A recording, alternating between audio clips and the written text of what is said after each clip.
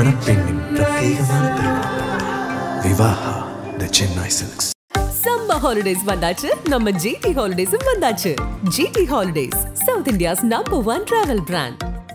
பழைய நகையை கொடுத்து வைட் 11 மந்த்ஸ்ல அதே அடைக்கு புது நகையை எடுத்துக்கோங்க. எக்ஸ்ட்ராவா ₹1 தர வேண்டாம். Magic old gold exchange. நேற்று கோர்ட்ல என்ன சார் நடந்துச்சு? ஏன்னா பூவே ஜெகன்மூர்த்தி ஒரு 200 வக்கீலோடலாம் உள்ள வந்தாரு. யாரா வேணாலும் இருந்துட்டு போங்க, நீங்க வந்து 100 பேர் கூட்டுவாங்க, 200 பேர் கூட்டுவாங்க, தப்பு செஞ்சா நடவடிக்கை எடுத்து ஆகணும். நீங்க ஏடிஜிபியா இருந்தா டிஜிபியா இருந்தா whoever it may be not follow the law, you have to face the consequences. சாதாரண இன்ஸ்பெக்டர் கூட கைது செய்ய முடியாத இந்த காலகட்டத்தில் வந்து ஒரு ஏடிஜிபி கைது செய்யறாருன்னா அவர் வந்து எப்படி இன்வால்வ் ஆனாருன்றது செய்திகள்லாம் வந்துடுச்சு அப்படின்றது. அவரை விட்டுட்டாங்க, இவருக்கு சின்ன இது கூட இல்லாம அவர் வந்து அவர் தான்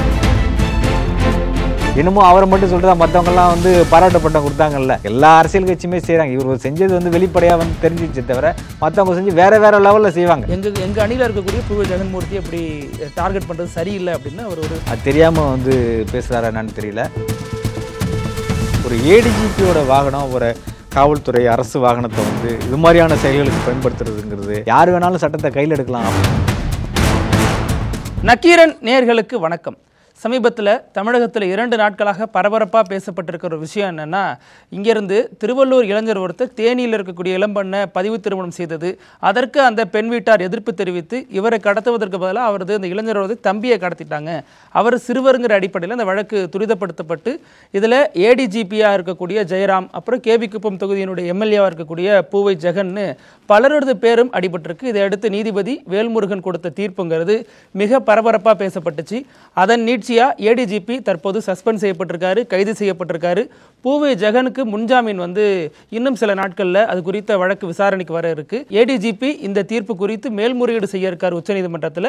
இதில் பல பின்னணிகள் பேசப்படுது. இது குறித்து விவாதிக்கவும் இந்த வழக்கு குறித்து பல கேள்விகளுக்கு நமக்கு விளக்கம் அளிக்கவும் சென்னை உயர்நீதிமன்ற வழக்கறிஞர் திரு துரை அருண் இணைஞ்சிருக்காங்க. அவங்கள்ட்ட பேசலாம். சார் வணக்கம். வணக்கம்.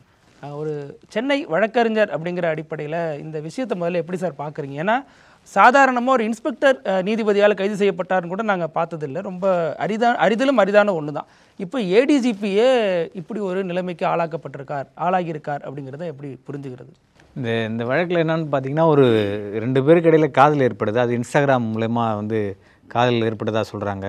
அதன் பிறகு வந்து அந்த பையன் வந்து நிறைய பேர் நினச்சிட்டு இருக்காங்க அந்த பையன் வந்து ஒரு தலித் சமுதாயத்தை சேர்ந்தவர்னு. அவர் தலித் சமுதாயத்தை சேர்ந்தவரில் ஒரு கார்பெண்டர், ஒரு ஆசாரி சமூகத்தை சேர்ந்தவர். அந்த பெண் வந்து ஒரு பிற்படுத்தப்பட்ட சமூகத்தை சேர்ந்த ஒரு பெண்ணாக இருக்காங்க. என்னென்னா, ஒரு பெண்ணை கஷ்டப்பட்டு வளர்க்குறவங்க 20-25 வயசு வரைக்கும் வளர்க்குறாங்க, படிக்க வைக்கிறாங்க, பார்த்துக்கிறாங்க. யாரோட போயிருக்காங்க, அவங்களோட குடும்ப பொருளாதார பின்புலம் என்ன அப்படின்னு தெரிஞ்சுக்கிறதுல எல்லாருக்கும் ஒரு நாட்டம் இருக்கும், அவங்களோட தவிப்பு இருக்கும். அது எல்லாமே ஏற்கத்தக்கது. அந்த அடிப்படையில் வந்து அந்த பையன் யார், அந்த குடும்ப பின்புலம் என்ன, படிச்சிருக்கானா, வேலைக்கு போகிறானா, ஒருவேளை வந்து விட்டுட்டு போயிட்டானா யார் பொறுப்பாவா? அந்த பெண்ணை வந்து ஒரு ப்ரெக்னென்ட் ஆகின பிறகு வந்து விட்டுட்டு போயிட்டான், தெருவில் விட்டுட்டு போயிட்டானா, வந்து வைண்டப் ஆகிட்டானா, இங்கே அந்த நேரத்தில் வந்து யார் அவங்கள பாதுகாப்பாங்க? இன்றைக்கி பேசக்கூடிய யாருமே வந்து அவங்களுக்கு பாதுகாப்பு கொடுக்க வழி கிடையாது. ஆகையினால அந்த பெண்ணோட பெற்றோர் வந்து தேடுறதில்ல, அந்த பொண்ணுக்கு வந்து ஒரு நல்ல எதிர்காலம் அமையணும்னு நினைக்கிறது. எந்த பெற்றோருமே வந்து ஒரு பெண்ணுக்கு வந்து ஒரு எதிர்காலம் அமையணும் தானே எதிர்பார்ப்பாங்க. அந்த அடிப்படையில் இவங்க அதுமாதிரி எதிர்பார்க்குறது சரிதான். ஆனால் அவங்க மேஜர் பதிவு ஆனால் என்ன பண்ணியிருந்துருக்குன்னு கேட்டிங்கன்னா, இவங்க வந்து ஒரு வக்கீலை பார்த்துருந்தாங்கன்னா வக்கீல் என்ன செஞ்சுருக்குன்னு கேட்டிங்கன்னா, ஒரு ஆட்கொணர்வு மனு தாக்கல் செய்திருக்கணும். ஹேபியஸ் கார்பஸ் பெட்டிஷன் போட்டிருக்கணும். அந்த வழக்கு வந்து ஆட்கொணர்வு மனுக்கு வந்து விசாரணைக்கு வந்திருக்கும். இல்லை சார், அவங்க மேஜர் தானே பதிவு திருமணம் இல்லை, பதிவு திருமணம் பண்ணியிருந்தாலுமே வந்து அவங்களோட வந்து whether he is in life is in danger or நாட்டுன்னு தெரிஞ்சுக்கலாம்ல.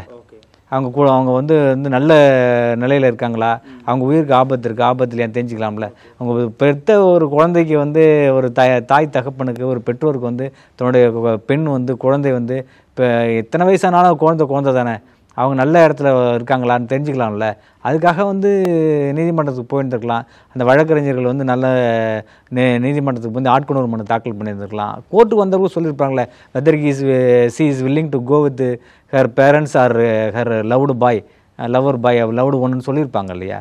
அது வந்து அதுக்கான வாய்ப்புகளே இல்லாமல் வந்து இவங்க என்ன பண்ணிட்டாங்க, வேறு விதமாக வந்து நடவடிக்கை எடுத்துட்டாங்க. ஆனால் நீதிமன்றம் என்ன பண்ணிடுச்சுன்னா, நீங்கள் ஏடிஜிபியாக இருந்தாருன்னா, டிஜிபியாக இருந்தாருன்னா, யாராக இருந்தாருன்னா whoever it may be, if you not follow the law, you have to face the consequences அப்படின்னு சொல்லிட்டு அவரை வந்து அவரோட வாகனம் பயன்படுத்தப்பட்டதாக சொல்லியிருக்கு இல்லையா.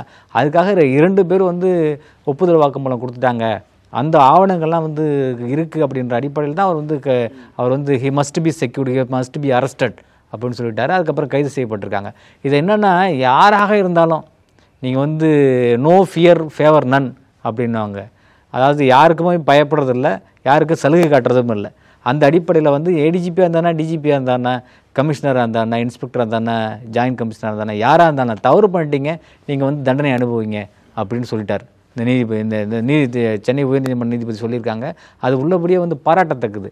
என்னென்னா வரவேற்கத்தக்கது. என்னென்னு கேட்டிங்கன்னா, ஒரு சாதாரண இன்ஸ்பெக்டர் கூட கைது செய்ய முடியாத இந்த காலகட்டத்தில் வந்து ஒரு ஏடிஜிபியை கைது செய்கிறாருன்னா அதுக்கான அதுக்கான வந்து முகாந்திரம் இருக்குது. வந்து அவர் வந்து எப்படி இன்வால்வ் ஆனார்ன்றது செய்திகள்லாம் வந்துடுச்சு அப்படின்றத விசாரணையில் தெரிய வந்ததன் காரணமாக தான் அப்படி வந்து கைது செய்ய சொல்லியிருக்காங்க. சட்ட ரீதியான வழிமுறைகளை நாடாமல் இவங்க வந்து சட்டத்துக்கு புறம்பான நடந்துக்கிட்டதுனால இந்த மாதிரியான வந்து அவங்களுக்கு வந்து நீதிமன்ற நடவடிக்கை எடுத்திருக்குங்கிறது தான் பார்க்க தோணுது. அந்த 2 பேருமே யாருன்னு சொல்கிறாங்கன்னா, சாட்சி கொடுத்ததில் புரட்சி பாரதம் அவர் கட்சியை சேர்ந்த ஒரு வழக்கறிஞர்னும், இன்னொருத்தவங்க அந்த சம்மந்தப்பட்டு பேசப்படுற அந்த மகேஸ்வரிங்கிற முன்னாள் பெண் காவலர்னு சொல்கிறாங்க. அதில் இனிமேல் தான் விசாரணையில் தான் தெரிய வரும். அது யாருங்கிறது வந்து நமக்கு இப்போ தெரியாது. இந்த பிகினிங் ஸ்டேஜில் தான் நம்ம இருக்கோம். அவங்க whether is belongs to such and such party or some other பார்ட்டின்றதுலாம் இப்போ நமக்கு தெரியாது. அந்த விசாரணையின் போக்கில் தான் தெரிய வரும். அதுக்கு முன்முடிவாக நம்ம அதை சொல்ல முடியாது இல்லையா? பொதுவாக ஒரு சாமானியனோட பார்வையில் பார்த்தோம் அப்படின்னா 2 பேரும் வந்து நீதிமன்றத்தில் ஆஜராகன்னு சொல்லப்படுது. 2 பேரும் வந்து ஆஜராக முன்ன பின்ன வந்தாலுமே ஆஜராயிட்டாங்க. ஆனால் அதில் ஏடிஜிபிக்கு மட்டும் சிறை தண்டனை விதிக்கப்படுது. இவர் வந்து ஏடிஜிபிக்கு எதிராக தான் 2 பேர் வந்து சாட்சியம் கொடுத்துருக்காங்க அப்படின்னு சொல்கிறாங்க. ஏடிஜிபியோட வாகனம் தான் பயன்படுத்தப்பட்டதுன்னு சொல்லியிருக்காங்க. அரசு வழக்கறிஞர் சொல்கிறாரு. ஏடிஜிபி வாகனம் பயன்படுத்தப்பட்டதுக்கு பிறகு எப்படி வந்து அதுலேயே வந்து பிரமே பேசி வந்துடுது இல்லையா? அந்த what is the role of ஏடிஜிபின்னு வந்துடுது இல்லையா? அப்புறம் how he involved in this case அப்படின்னு தெரிஞ்சிடுது இல்லையா? இவங்களுக்கு எப்படி தொடர்பு இருக்குங்கிறதுலாம் அம்பலமாகி போச்சு, வெளியே வந்துடுச்சு. அதன் காரணமாக தான் வந்து கைது செய்ய சொல்லியிருக்காங்க. இல்லைப்பா, அவரை விட்டுட்டாங்க. இவருக்கு சின்ன இது கூட இல்லாமல் அவர் வந்து let him appear for the investigation, let him cooperate for the investigation சொல்லியிருக்காங்க இல்லையா? அவர் வந்து விசாரணைக்கு வந்து நேரில் ஆஜராகுங்க, விசாரணைக்கு நீங்கள் வந்து நேர் நின்று அந்த விசாரணைக்கு வந்து நடத்தி அதன் மூலம் தான் வந்து இவருக்கு வந்து தொடர்பு இருக்கா இல்லையாங்கிறது தெரிய வரும். இவர் எடுத்த உடனே வந்து ஒரு பொலிட்டிக்கல் பார்ட்டியில் இருக்கிறாரு, இந்த ஏரியாவில் வந்து பெரும்பான்மையான மக்கள் பிரதிநிதி மக்களை கொண்ட ஒரு சமூகத்திலேருந்து வராதுன்றனாலே அவர் மேலே வந்து குறை சொல்ல முடியாதுன்ற அந்த மாதிரி எடுத்துக்கிட்டாங்க. அதை சொல்லித்தானே விடுவிச்சாரு. மக்களோட பிரதிநிதியாக இருக்கீங்க, கொஞ்சம் பொறுப்பாக நடந்துங்க. ஆமாம், அது சொல்லதானே செய்வாங்க. அதனால விடுவிக்கிறேன். இல்லைன்னா அதாவது பிரச்சனை என்னன்னு பார்த்தீங்கன்னா, சபால்டன் டீமாக இருக்காங்க, வந்து இப்போ பாதிக்கப்படுற மக்களுடைய பிரதிநிதியாக இருக்கிறாங்க. இப்போ வனகாபத்தூரில் வந்து வீடை காலி பண்ணுறாங்க. அது பெரும்பான்மை மக்கள் வந்து ஒடுக்கப்பட்ட பட்டியலின தாழ்த்தப்பட்ட மக்கள் தான் இருக்கிறாங்க. அவங்களுடைய பிரதிநிதி எல்லாருமே இவங்கள மாதிரி தலைவர்களில் தானே போவாங்க. இவங்கெல்லாம் வந்து அவங்களுக்காக போராடக்கூடிய நபர்களாக தான் இருக்காங்க. அந்த அடிப்படையில் கூட்டம் வரதான் செய்யும், எண்ணிக்கை வரதான் செய்யும். அவங்களை நம்பி இருக்காங்க, யாரோ 1-2 பேர் தான் இப்போ தலைவராக இருக்காங்க போது அவங்களோட நம்பி இன்னைக்கு 100 பேர் 200 பேர் வரதான் செய்வாங்க. அது பிரச்சனை கிடையாது. ஆனால் இவங்க எப்படி நடந்துக்கிறாங்க அப்படின்றது தான் பிரச்சனை. அப்புறம் ஒரு சேவியராக இருக்காங்க, ஷெப்பர்டாக இருக்காங்க, பாதுகாப்பாளராக நினைக்கிறாங்க. அந்த மக்கள் சம்மந்தப்பட்ட மக்கள் இவங்க நமக்கு பாதுகாப்பு கொடுப்பாங்கன்னு நினைக்கிறாங்க. அப்படியா இந்த மக்களை பின்னாடி வந்து ஆயிரக்கணக்கான பேர் திரள் தான் செய்வான். அது வந்து தவிர்க்க முடியாது, திரள் தான் செய்வாங்க.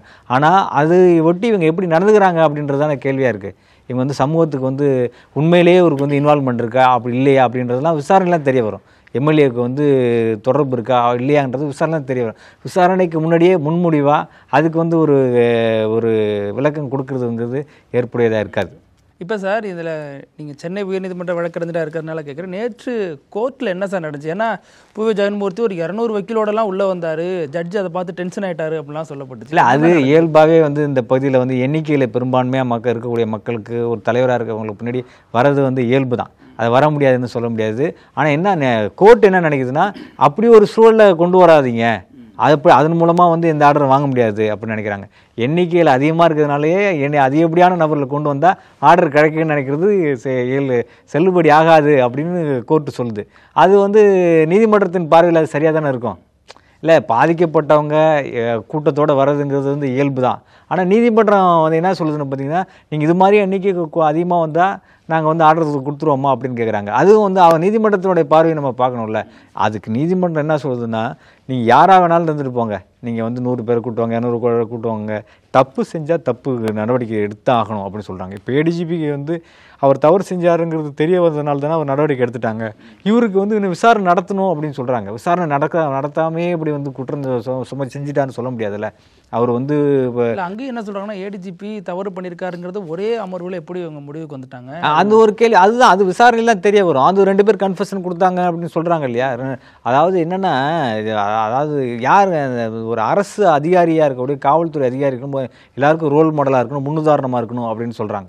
அப்படி இருக்கும்போது வந்து இவருக்கு இது இவரோட வாகனத்தை பயன்படுத்துறதுங்கிறது வந்து தெரிய வந்துடுச்சுல்ல. கோர்ட்டுக்கு வந்து எப்படின்னா ஆதாரங்கள் வந்து ஆவணங்கள் வந்து தாக்கல் செய்யப்பட்டு ஆவணங்கள் அடிப்படையில் தான் அவர் தண்டிக்கப்பட்டிருக்காரு. 2 பேர் கன்ஃபெஷன் கொடுத்தாங்கன்னு சொல்கிறாங்க இல்லையா. அந்த 2 பேரோட கன்ஃபெஷனே போதுமானதாக இருக்குன்னு நினச்சி தான் கோர்ட் வந்து இப்படி அவர் தண்டிச்சிருக்கு. என்னன்னா, இப்படி செஞ்சாதனால தான் மற்ற அதிகாரிகள் வந்து சரியாக நடந்துப்பாங்க அப்படின்னு சொல்கிறார் அப்படின்னு கோர்ட்டு சொல்லுது. இது மாதிரி செய்கிறது தவறுங்கிறது வந்து மற்ற அதிகாரிகள் வந்து புரிஞ்சுக்கணும்ல. நாம் ஒரு ஏடிஜிபியாக இருக்கோம், நம்மளை யார் என்ன பண்ணிட முடியும் அப்படிங்கிற ஒரு மனநிலை இனிமேல் வந்து வேறு யாருக்காவது இருக்குமா? யாராக இருந்தாலும் வந்து இது மாதிரியான செயல்களுக்கு வந்து ஆள்கடத்தல் செய்கிறதுக்கு வந்து எப்படி துணை போக முடியுங்கிற ஒரு ஒரு ஒரு குற்ற உணர்வையாவது அவங்களுக்கு ஏற்படுத்துவாங்க. இனிமேல் யாரும் செய்ய எந்த காவல் அதிகாரிகளும் இது மாதிரியான செயல்களுக்கு செய்ய மாட்டாங்க, வந்து துணை போக மாட்டாங்கள்ல. அப்படி போகிறதே தவறுன்றது. Law is a law, no one is above the law அப்படின்னு சொல்லுவாங்க இல்லையா. அப்படி பார்த்தோம்னா எல்லாருமே all are equal before the law தானே. No one is above the law ஆகிட முடியாது இல்லையா. அந்த அடிப்படையில் தான் அவர் வந்து இன்றைக்கி வந்து சட்டத்தினுடைய நடவடிக்கைகள் வந்து சந்திக்கிறார். இப்போ இதே நீதிபதி தான் அதுக்கு முன்னாடி ஐஏஎஸ் அதிகாரி ஒருத்தருக்கும் சிறை தண்டனை வச்சுருந்தார். மறுபடியும் அது பெயிலில் போய்ட்டு அதெல்லாம் இல்லை அப்படிங்கிற மாதிரிலாம் சொல்லப்பட்டுச்சு. இப்போது மறுபடியும் ஒரு ஐபிஎஸ் அதிகாரிக்கு இந்த தண்டனை கொடுத்துருக்காரு. அதிகார வர்க்கத்திற்கும் நீதித்துறைக்குமான ஒரு இதுவாக இது பார்க்கப்படுது. அப்படிலாம் பார்க்க தேவையில்லை, அப்படி பார்க்கவும் முடியாது. என்னென்னா, தவறு யார் செய்கிறாங்களோ அவங்க வந்து தண்டிக்கிறாங்க. If you have done a மிஸ்டேக்னா you have to face the consequences. அதுதானே வந்து ப்ரொசீஜரல் ஆஸ்பெக்டாக இருக்க முடியும். அந்த அடிப்படையில் தானே வந்து அதுதானே சட்டமாகவும் இருக்குது. நீங்கள் தவறு பண்ணிட்டீங்க, தவறுக்கான தண்டனை அனுபவிச்சு தானே ஆகணும். தவறுக்கான தண்டனை அனுபவிக்காமல் நான் வந்து இந்த பின்னணியிலேருந்து வர்றேன், நான் இந்த போஸ்டிங்கில் இருக்கேன் அப்படின்னு சொல்கிறது எப்படி ஏற்றுக்க முடியும்? அதாவது வந்து இந்த தீர்ப்புன்றது வந்து மக்கள் மீது, மக்களுக்கு நீதிமன்றத்தின் நம்பிக்கை கொடுக்கக்கூடிய ஒரு நடவடிக்கையாக தான் அதை பார்க்கணுமே. சொல்றார் நீதி அனைவருக்கும் சமமானது. இது இது இது ஏதோ இன்னொரு விஷயம் என்னன்னா, கட்ட பஞ்சாயத்து பண்ணுறாங்கன்னு சொல்கிறாங்க இல்லையா. அதில் வந்து இவருக்கு மட்டும் சொல்ல, all the political parties are doing the kangaroo court அப்படின்றாரு. எல்லா அரசியல் கட்சியுமே தான் செய்கிறாங்கன்னு சொல்கிறாங்க. என்னமோ அவரை மட்டும் சொல்கிறதா, மற்றவங்கெல்லாம் வந்து பாராட்டு பட்டம் கொடுத்தாங்கல்ல. எல்லா அரசியல் கட்சியுமே செய்கிறாங்க. இவர் செஞ்சது வந்து வெளிப்படையாக வந்து தெரிஞ்சிடுச்சே தவிர மற்றவங்க செஞ்சு வேறு லெவலில் செய்வாங்க. இவங்க வந்து விளிம்பு நிலை சமூகத்தில் இருக்கிறதுனால ஈஸியாக வெளிப்பட்டுறது தவிர மற்றவங்க செய்கிறதுலாம் வெளியே தெரியல. அதுதான் இதில் வந்து புரிஞ்சு கொள்ள வேண்டிய விஷயம். இப்போ இதில் ஏடிஜிபி ஜெயராம் பொறுத்த வரைக்கும் அடுத்து உச்சநீதிமன்றத்திற்கு மேல்முறையீடு போகிறாரு. இப்போ அதில் என்ன மாதிரியான தாக்கங்கள் ஏற்படும் இந்த வழக்கில்? இல்லை, உச்சநீதிமன்றத்தில் விசாரணைக்கு வருது. உச்சநீதிமன்ற விசாரணை வந்து இவங்க வந்து கால கொடுக்கப்பட்டதா, அவர் வந்து முன்ஜாமீனை தாக்கல் செய்யவே இல்லை. இந்த வழக்கிலேயே வந்து எம்எல்ஏ தாக்கல் செய்த முன்ஜாமீன் வழக்கில் அவர் வந்து கொடுத்துட்டாங்க. ரெண்டாவது வந்து கம்ப்ளைண்ட் அவர் மேலே இருக்கா இல்லையா அப்படின்றது ஒன்று இருக்குது. அப்புறம் வந்து அவரை கைது செய்யறதுக்கான முகாந்திரங்கள் இருக்குதான்னு பார்ப்பாங்க. ஆனால் அதுக்கான முகாந்திரங்களாக இருந்ததுன்னு பாருமா தான் 2 பேர் வந்து கன்ஃபெஷன் கொடுத்துட்டாங்க. அதுக்கு வந்து அவருக்கு வந்து ஒப்புதல் வாக்குமூலம் கொடுத்துருவோம். ஒப்புதல் வாக்குமூலத்தின் அடிப்படையில் தான் வந்து அவர் கைது செய்யப்படுறார். ஒப்புதல் வாக்குமூலம் காவல்துறை அதிகாரிகள் முன்னாடி கொடுக்குற ஒப்புதல் வாக்குமூலம் இது whether it is valid or நாட்டுன்றது வேறு இருந்தாலும் கூட இந்த இருக்கக்கூடிய டாக்குமெண்ட் ஆவணங்கள் அடிப்படையில் அவர் கைது செய்யப்பட்டிருக்காரு. அதுக்கு உச்சநீதிமன்றத்தில் எப்படி வேணாலும் தீர்ப்பு போடலாம். ஆனாலும் கூட தவறு செய்த அதிகாரிகளுக்கு வந்து இது ஒரு மிகப்பெரிய பாடமாக இருக்குது. இப்போ சார், பூவே ஜெகன்மூர்த்தியை இந்த அளவுக்கு கண்டித்த நீதிமன்றம் அவரை கைது செய்ய போகிறப்போ 100 போலீஸ் போய் ஏன் கைது பண்ணணும், அதை ஏன் கண்டிக்கல அப்படிங்கிற ஒரு கேள்வியும் பலரால் முன்வைக்கப்படும். இல்லை, காவல்துறையில் வந்து இந்த நடவடிக்கைகளை வந்து வேறு மாதிரி எடுத்துருக்கலாம். அவர் வந்து சம்மன் அனுப்பியிருக்கலாம், சம்மன் அனுப்பி அவர் விசாரணைக்கு கூப்பிட்டுருக்கலாம், வந்து அழைப்பு கொடுத்துருக்கலாம். அதுக்காக வந்து அவர் வந்து அரெஸ்ட்டுன்ற நிலைக்கு அது வந்து காவல்துறை அதிகாரிகள் தான் அதுக்கு வந்து விளக்கம் கொடுக்கணும். ஏன் வந்து கைது நடவடிக்கைக்கு இவங்க போனாங்க அப்படின்றது வந்து இன்றைக்கி பார்த்திங்கன்னா அந்த ஏடிஜிபிக்கு எதிராக தான் வந்து வாக்குமூலங்கள் இருக்குது. இவர் வந்து விசாரிங்கன்னு சொல்லியிருக்கு கோர்ட்டு சொல்லியிருக்கு, இப்படி சொல்லியிருக்கு கோர்ட்டு இப்படி சொல்கிறாங்க. ஆனால் போலீஸ் காவல்துறை தரப்புல என்ன சொல்கிறாங்கன்னா, இவர் எம்எல்ஏ அரெஸ்ட் பண்ணிட்டு அதுக்கப்புறம் ஏடிஜிபி அரெஸ்ட் பண்ணலான்னு நாங்கள் இருந்தோம் அப்படின்னு சொல்கிறாங்க. இந்த நேரத்தில் வந்து காவல்துறை தான் அதுக்கு வந்து சரியான விளக்கம், டிஜிபி தான் அதுக்கு வந்து சரியான விளக்கத்தை கொடுக்கணும். எதனால் காரணம், ஒரு மக்கள் பிரதிநிதியை வந்து எதன் காரணமாக போய் இப்படி வந்து சம்மன்லாம் அனுப்பாமல் நேரடியாக வந்து கைது நடவடிக்கைக்கு போனாங்க அப்படின்றத அவங்க தான் சொல்லணும். அது எதிர்கட்சியை சார்ந்தவராக இருக்காரு, இதே ஒரு ஆளுங்கட்சி கூட்டணியோ அல்லது ஆளுங்கட்சி எம்எல்ஏவோ இருந்தால் இதே அது அவங்க தான் பதில் சொல்லணும், அவங்க தான் பதில் சொல்லணும். ரெண்டாவது வந்து இது மாதிரியான காதல் விவகாரத்தில் வந்து அரசியல் தலைவர்கள் ஈடுபடுறதுங்கிறது ஏற்புடையதாக இருக்காதுல்ல, அது வந்து தவிர்த்துருக்கலாம். ரெண்டாவது வந்து இவருக்கு இன்வால்வ்மெண்ட் இருக்கா என்னன்னே நமக்கு தெரிய வரல, அதெல்லாம் விசாரணையின் போக்கில் தான் தெரியும். இப்போ சொல்கிறாங்க அவரும் அந்த பெண்ணுடைய தந்தையும் ஒரே காரில் போனதுக்கான வீடியோலாம் கிடச்சிருக்கதாக போலீஸ். யாரோட பொண்ணு? அந்த வனராஜாங்கிற பெண்ணுடைய தந்தையும் பூவி ஜெகன்மூர்த்தி போன்றவரும் ஒரே காரில் போனாங்க. அதில் விசாரணையின் மொழி தான் தெரிய வரும், முன்முடிவாக நம்ம சொல்ல முடியாதுல்ல. இப்போ வந்து பல செய்திகள் வரும், ஹியர் ஸ்டேட்மெண்ட்டு, கேள்வியாக வந்து பல ஸ்டேட்மெண்ட் வரும். எதையுமே நம்ம வந்து கன்க்ளூஷனுக்கு வந்துட முடியாது. எல்லாமே வந்து விசாரணை, காவல்துறை விசாரணைக்கு பிறகு தான் தெரிய வரும். இன்னொரு விஷயம் என்னன்னு பார்த்தீங்கன்னா, ஒரு குழந்தை ஒரு பெண்ணை வந்து பெற்று வளர்த்து கஷ்டப்பட்டு வந்து பெற்றெடுத்து வளர்த்து வர்றாங்க. அந்த குழந்தை வந்து நல்லா இருக்கணும்னு நினைக்க ஒரு தாய் தகப்பன் வந்து நினைக்கிறது வந்து நியாயமானது தானே. அது மாதிரியான பெற்றோர் தான் ஆணவ கொலையிலையும் அந்த ஆணவ கொலை ஈடுபடுறது நம்ம வந்து சரின்னு சொல்ல முடியாது, அது தவறு தான். ஆணவ கொலை எந்த வகையில் இருந்தாலும் தவறு தான். ஆனால் அந்த பெற்றோருடைய வந்து தன்னுடைய குழந்தை வந்து நல்லா இருக்கணும், அவங்களுடைய திருமணம் பண்ணிக்கிட்டு வர பையன் வந்து என்ன பொருளாதார பின்புலம் இருக்கானா, காப்பாற்றுவானா, ஏதாவது ஒரு சிக்கல் வந்துருமா அப்படின்னு தெரிஞ்சதில் வந்து தவறு கிடையாது இல்லையா. அதை வந்து இவங்க சட்ட ரீதியாக கொண்டு போயிருக்கணும், சட்ட ரீதியாக தான் அணுகிருக்கணுமே தவிர அதுக்கு மாறாக என்ன பண்ணிட்டாங்கன்னா சட்டத்துக்கு புறம்பான வகையில் வந்து அணுகிட்டாங்க. அதனோட விளைவை வந்து இவங்க சந்திச்சு தான் ஆகணும். அதை வந்து சரி அதை அந்த அவங்க தவறு செஞ்சு. இன்னொரு விஷயம் என்னென்னா, 2 பேர் திருமணம் பண்ணிக்கிட்டாங்கன்னா அது வந்து நீங்கள் சட்ட ரீதியாக தான் அணுகிக்கணுமே தவிர சட்டத்துக்கு புறம்பான வகையில் என்ன யார் அணுகுனாலும் அவங்களுக்கு இதுதான் தண்டனைங்கிறது இன்றைக்கி தெரிஞ்சு போச்சு. இந்த ஆணவ கொலை பண்ணுறவங்க வந்து காதலை பிரிக்கணும்னு நினைக்கிறவங்க அவங்களுக்கு எல்லாமே இதான் தண்டனை தெரிஞ்சு போச்சு. அதே நேரத்தில் வந்து ஒரு பெற்றோர் வந்து தன்னுடைய குழந்தைய வந்து பாதுகாக்கிறதுக்கு என்னென்ன வழின்னு சொன்ன தன்னோட கஷ்டப்பட்டு வளர்க்குறாங்க, ஒரு காதல் திருமணம் பண்ணிட்டு நீங்கள் நீதிமன்றத்துக்கு போங்க, நீதிமன்றத்தை நாடுங்க. நீதிமன்றத்தை வந்து சொல்லுவாங்க வந்து அந்த பெண் வந்து யாரோட அப்பா அம்மாவோட போகணுமா இல்லை அந்த பையனோட போகிற விருப்பம் இருக்காங்களா அவங்க சொல்லுவாங்க. இது ஒன்றும் மைனர் பொண்ணு கிடையாது, மேஜர் பொண்ணு அது அவங்க சொல்லுவாங்க. அதுக்கு மாறாக வந்து கடத்தலுங்கிறது பொண்ணை பிரிக்கணும்னு நினைக்கிறதுலாம் வந்து சரியான அணுகுமுறையே கிடையாது.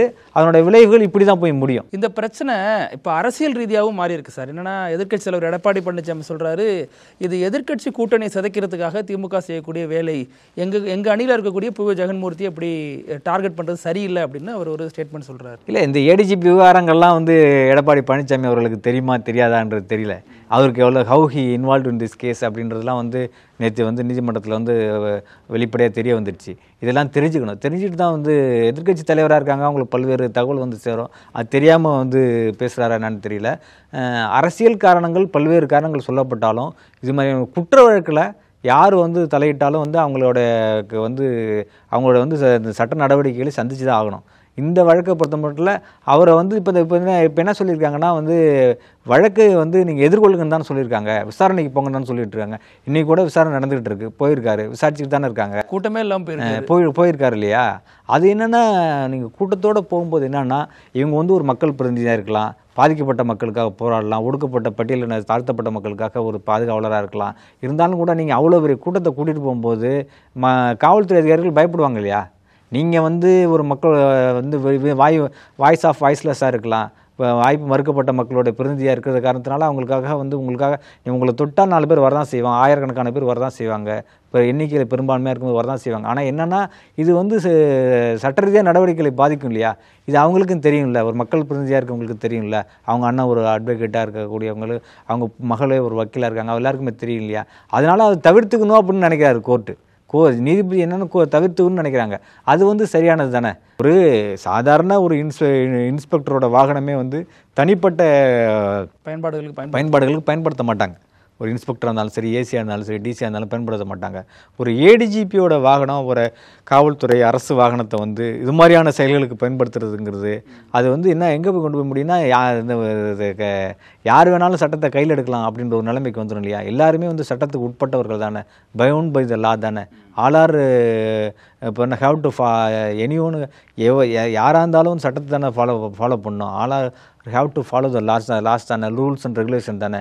அதுக்கு எதிராக நடந்துக்கிட்டாங்கன்னா என்ன ஆகும்னு சொல்லிட்டிங்கன்னா இது மாதிரியான சிக்கலை சந்திச்சு தான் ஆகணும். அதுக்கு இவங்க நான் ஒரு தவறை பண்ணிவிட்டு அந்த சிக்கலை நான் சந்திக்க மாட்டேன், அதனை விளைவுகளை நான் சந்திக்க மாட்டேன் அப்படின்னு சொல்கிறது சரியாக இருக்காது.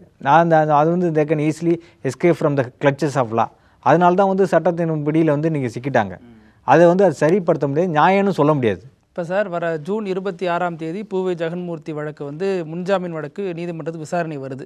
அதில் என்ன மாதிரியான திருப்பங்கள்லாம் நடக்க வாய்ப்பு இருக்குது? ஒன்று முன்ஜாமீன் தரலாம், தராத பட்சத்தில் அவர் கைதாகும் பட்சத்துலலாம் என்ன மாதிரியான பின்விளைவுகள் ஏற்படும் நினைக்கிறீங்க? இல்லை அது ஒன்றும் இல்லை. அதாவது என்னென்னா இப்போ வழக்கு விசாரிச்சுட்டு இருக்காங்க. விசாரணையில் அவருக்கு இன்வால்வ்மெண்ட் இருக்கா இல்லையா அப்படிங்கிறது தெரிய வரும். தெரிஞ்சதுக்கு பிறகு தான் நீதிமன்ற நடவடிக்கை எடுக்கும். அதாவது டிஜிபிக்கு எதிராக தானே ஒப்புதல் வாக்குமூலங்கள்லாம் கொடுத்துருக்காங்க, இவருக்கு எதிராக விசாரணை நடந்துக்கிட்டு தானே இருக்குது. அதன் அடிப்படையில் தான் தெரிய வரும். இவர் பேரை தவறாக கூட பயன்படுத்தியிருப்பாங்க. ஒருவேளை நேரடியாக இன்வால்வ்மெண்ட் இருக்கா இல்லையாங்கிறது விசாரணையில் தெரிய வரும். தவறாக பயன்படுத்தினா அவருக்கு முன்ஜாமீன் கிடைச்சிரும். அதன் பிறகு அது இந்த நீதிமன்றத்தோட அதனுடைய விருப்பத்துக்கு உட்பட்டது. அது தன் விருப்ப உரிமைன்னு சொல்லி டிஸ்கிரிஷனரி பவரை ஹைகோர்ட்டோட டிஸ்கிரிஷனரி பவர். அந்த டிஸ்கிரிஷனரி பவரில் நீதிமன்றம் எது வேணாலும் செய்யலாம். அதுக்கு விசாரணை நடக்குது இல்லையா, விசாரணை அறிக்கை தாக்கல் செய்யப்படும். அதன் அடிப்படையில் முடிவெடுக்கணும். ரொம்ப நன்றி சார். நிறைய கேள்விகளுக்கு விளக்கம் கொடுத்தீங்க. உங்கள் கருத்துக்கும் நேரத்துக்கும் ரொம்ப நன்றி. நன்றி. நக்கீரன் டிவிக்கு சப்ஸ்கிரைப் செய்யுங்கள். உங்கள் ஆதரவே எங்கள் பலம். ஆசிரியர்களுக்கு நண்பனாகவும் மாணவர்களுக்கு ஆசானாகவும் திகழும் தேர்வு வழிகாட்டி. ஒவ்வொரு பாடத்திற்கும் அனுபவமிக்க ஆசிரியர்களின் துல்லியமான தெளிவான விடைகள். CNC இருக்கு, தேர்வு பயம் எதற்கு? இது தீரன் பப்ளிஷிங் ஹவுஸ் விற்பனை வெளியீடு.